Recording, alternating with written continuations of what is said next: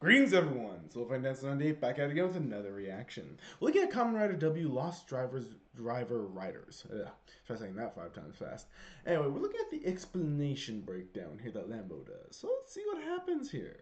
Yo, gang, Lambo Calrissian here, and today we're going to hit the 4 riders in the series who used the Lost Drivers. Now, for the sake of this video, I'm going to explain each rider chronologically within the series, not introduced overall. So with that out of the way, let's go ahead and get started. Starting with the first rider of Futo, we have Kamen Rider Skull. Sokichi Narumi uses the Skull memory in order to transform, and believe it or not, this rider has 2 forms, with both being introduced in the movie War Core. Skull Crystal was the first and incomplete form of Skull to appear. It has no sets that I'm aware of, and differs from the standard form in that the helmet does not have the signature S-shaped crack, and the helmet is very iridescent. This form can release large purple skull energy blasts that can bite opponents, and comes equipped with the Skull Magnum, the predecessor to the Trigger Magnum in its normal form. Moving on to the standard form, this is the most notable and iconic form. Skull's iconic form comes from the tethered scarf and wearing a white fedora, and rocks the S-shaped crack on his helmet. This form was the first rider form to quote double signature line count up for your crimes. Skull comes equipped with a Skull Magnum in its maximum form, and Skull's design seems to be a homage to Skullman, Shotaro Ishinomori's creation preceding Kamen Rider Ichigo. Kamen Rider Cyclone is the next on the list, and this form doesn't have a whole lot of info on it.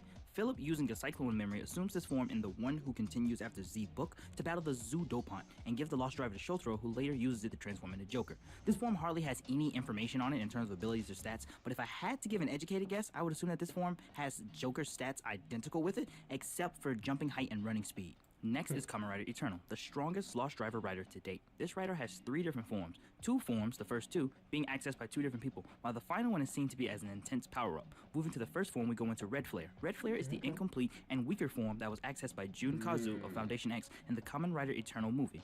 This form was the result of Jun's incompatibility with the standard Eternal memory, and can only use this form as a result. Red Flare gets its name from the red flame designs on the arm and leg bands. There is no known ability stats for this form, but I would surmise that this form may be equal to that of Joker, T1 Joker.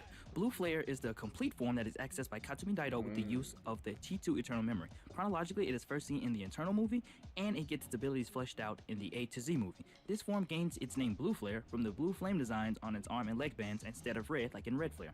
It is also decked out with a black robe and extra memory slots, bearing resemblance to that of a combat vest. This form's signature weapon is a combat knife known as the Eternal Edge, and uses it to perform the maximum drive, the Eternal Requiem, a powerful wave that cancels out all Gaia memories, specifically T1 Gaia memories. The extra memory slots are designed for all 26 T2 Gaia memories in this form to power up Eternal into a strengthening armament mode. This form does not have any notable stats, but it's clearly powerful, going toe-to-toe with Cyclone Joker Extreme and Gold Extreme, and even showing the ability to absorb Cyclone Joker Extreme's Prism Beaker energy. And finally, we move on to Kamen Rider Joker, accessed by Shotaro Hidari using both the T1 and T2 Joker Gaia memories. This form was first seen in the A to Z movie, as Shotaro used it to battle both the Heat and Steel Dopant.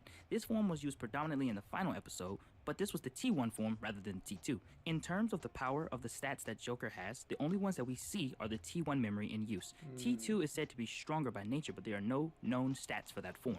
If I had to guess, I would say that he's as strong as Eternal Blue Flare, but got bodied because of his previous fight prior to that showdown. If you look closely, T1 Joker's stats are pretty much half that of Kamen Rider W's, and to make up for the low stats, Shotaro's combat experience plays a very pivotal role. So that's pretty much everything I have on the Lost Driver Riders, or the Lost Riders, however you want to call them. If I was confusing everyone with the T1, T2 talk, don't worry, I'm doing a T2 video to explain that, so look for I was gonna say, he did that before. Wait a minute. that in the future. But if you enjoyed this video and you like what you saw, don't hesitate to give me a like, subscribe to the channel for more Kamen Rider weekly goodness, and let me know in the comment section below who's your favorite Lost Rider.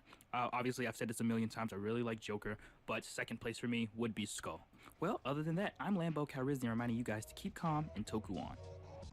Well, there we go. It's nice, solid. That's a nice, solid explanation there. Interesting. That was interesting.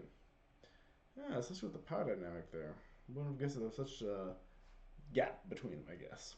Especially with Rider Skull having 2 forms. I didn't know about the first form. And the fact that he could launch ghost skulls? Well, that's a power I wouldn't mind having.